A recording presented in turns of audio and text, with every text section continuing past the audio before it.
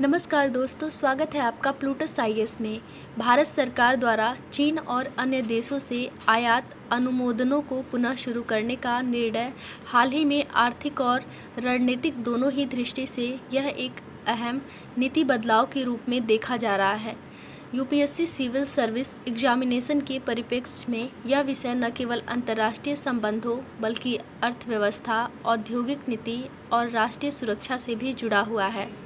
यह नीति परिवर्तन भारत की बदलती आर्थिक प्राथमिकताओं और वैश्विक आपूर्ति श्रृंखला में उसी की भूमिका को दर्शाता है। साल 2020 में गलवान घाटी में भारत चीन के बीच हुए सैन्य संघर्ष के बाद भारत ने राष्ट्रीय सुरक्षा और आत्मनिर्भरता की दृष्टि से कई बड़े कदम उठाए थे। चीन से आने वाले आयातों पर नियंत्रण, गैर शुल्कीय प्रतिबंध और विदेशी निवेश की सख्त निगरानी लागू की गई थी।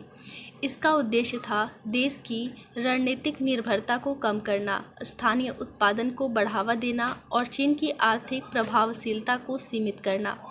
इन प्रतिबंधों से खासकर उपभोक्ता इलेक्ट्रॉनिक्स, इस्पात, ऑटोमोबाइल पार्ट्स, औद्योगिक कच्चे माल और घरेलू वस्त्र जैसे सेक्टर प्रभावित हुए। कई भारतीय कंपनियों को उत्पादन के लिए आवश्यक कंपोनेंट्स समय पर नहीं मिल पाए, जिससे आपूर्ति श्रृंखला बाधित हुई। इसके साथ ही महामारी के बाद की आर्थिक स्थिति ने भी इन प्रतिबंधों को और जटिल बना दिया। अब 5 साल बाद भारत सरकार ने आयात अनुमोदन को पुनः शुरू करने का निर्णय लिया है। यह नीति केवल चीन तक सीमित नहीं, बल्कि अन्य एशियाई देशों पर भी लागू होगी। सरकार का उद्देश्य है आपूर्ति श्रृंखला को स्थिर करना, घरेलू उद्योगों को आवश्यक संसाधन उपलब्ध कराना और हाल ही में की गई जीएसटी कटौती के बाद बढ़ी उपभोक्ता मांग को पूरा करना।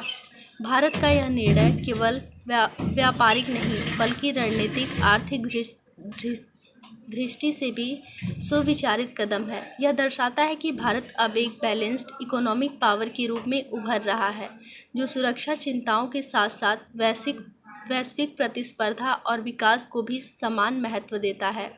ये मुद्दा यूपीएससी के पॉइंट ऑफ व्यू से बहुत ही इम्पोर्टेंट है। ऐसे ही और लेटेस्ट न्यूज़ के लिए हमारे इस वीडियो को लाइक करें, शेयर करें और सब्सक्राइब करें।